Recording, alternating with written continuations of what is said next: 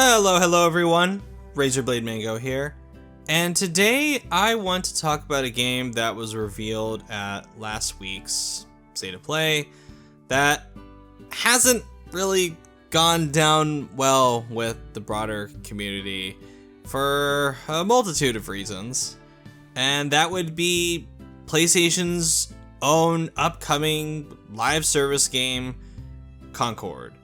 So Concord has had a rather interesting development because it originally started back in 2018 or 2019 under the probably Monsters family of studios. And the studio that was making it was a brand new team called Firewalk Studios that are based in Washington State. And they consist of talent from games like Destiny, Halo, Call of Duty, and more. In April of 2021, PlayStation officially announced that they were entering in an agreement with Firewalk and Probably Monsters to be the main publisher of whatever game they were working on. And then, a little over 2 years later, back in May 2023, they announced that they were just acquiring Firewalk outright. And Firewalk was one of the two teams alongside Haven that had no pedigree as far as released games go, but PlayStation decided to acquire them anyway and bring them under their first-party umbrella in an attempt to bolster their ambitious, I guess is one way to describe it, I would say stupid, guns blazing initiative to have live services come from PlayStation on a more regular basis, which, yeah, we all know how that turned out. And now that we have seen what Concord is and gameplay of it and the general tone that it's going for, I have some thoughts. Because Concord, unfortunately, is one of the live service leftovers from the Jim Ryan era.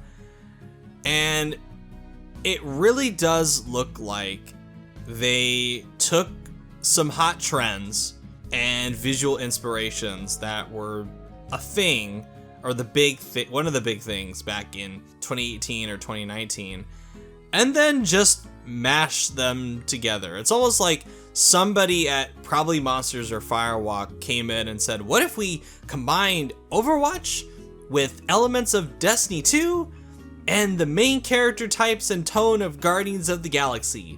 And then 5 years later, it is just boring and played out and stale. Something that I've been saying about, for a long time about live services is that if you want to have a better than average chance of succeeding with one, then you have to find and appeal to an audience that is not being served.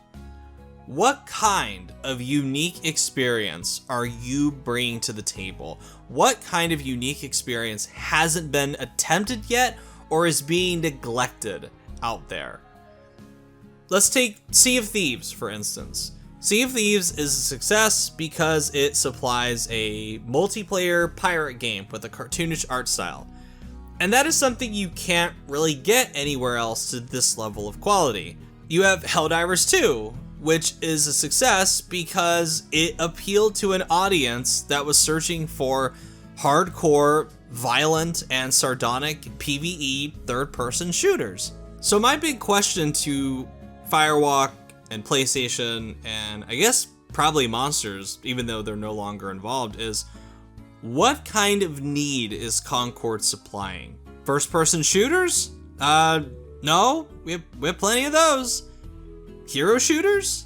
No, we arguably have too many of those. MCU-style humor? A lot of people are burned out on both Marvel and its style of humor and writing at this point, so no? So what kind of need is Concord supplying?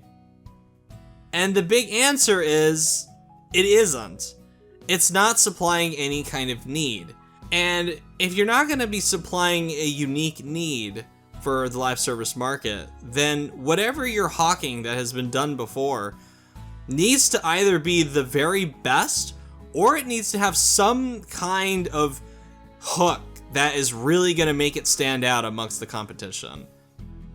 I think the only one that I've seen that people are kind of touting is that it's going to have weekly cutscenes every time you log in on a weekly basis. And that to me is not really that appealing, because if it's going to have the annoying, boring, quippy writing like the cinematic trailer and the little bits shown in the segment after had, yeah, I'll pass. I don't really care about the green guy's love of hot sauce or why he kisses tchotchkes. If anything, they're gonna be more like Destruction All-Stars' piss poor cutscenes that promised yet failed to deliver engaging character work, in quotes. And now that I've seen what Concord looks like, I'm puzzled as to why PlayStation decided to acquire Firewalk outright, other than desperation at the time.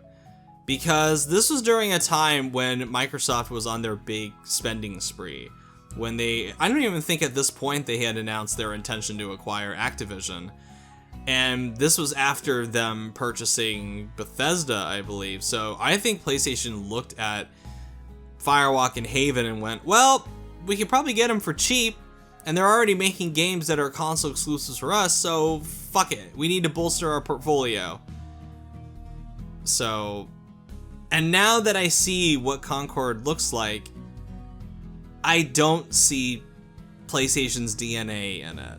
I just see a faceless corporate product with no discernible identity of its own.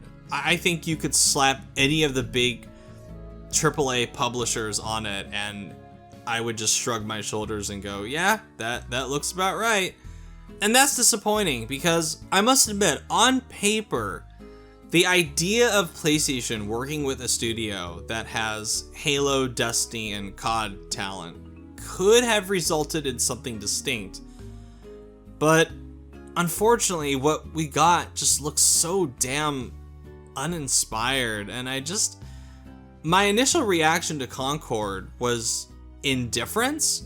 But now that I've sat on it for about a week and I've rewatched the gameplay and cinematic trailers, it just does not look good at all. And you know what may surprise you all the most is that despite everything I'm saying, I'm willing to give it a chance when the open beta kicks off next month, because the make it or break it moment for this game is gonna be the open beta.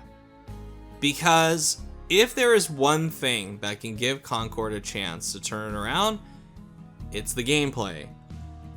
You know, the tone might be cringy, the concepts might be played out, but if the gameplay is fucking amazing, like if it's got amazing gameplay and it finds its audience, it could be a decent success, maybe.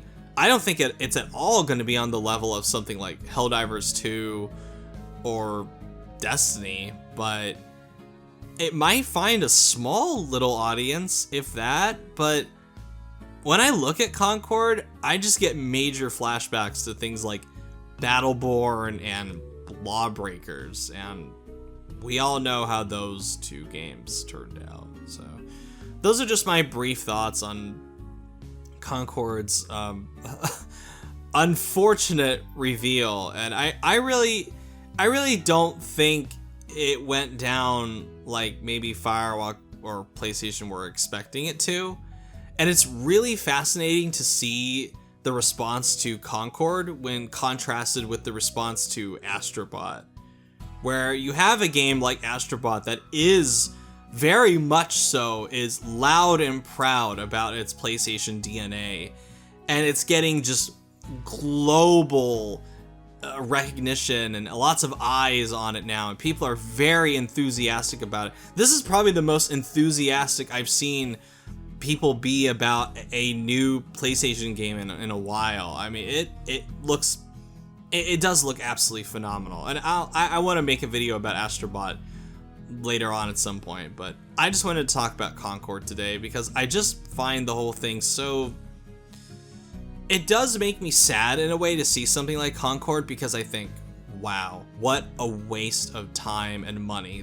The money that PlayStation threw at this game could have been spent bringing something back like SOCOM or Resistance or Warhawk or some other kind of niche multiplayer game that they have under their belt that they're doing fuck all with.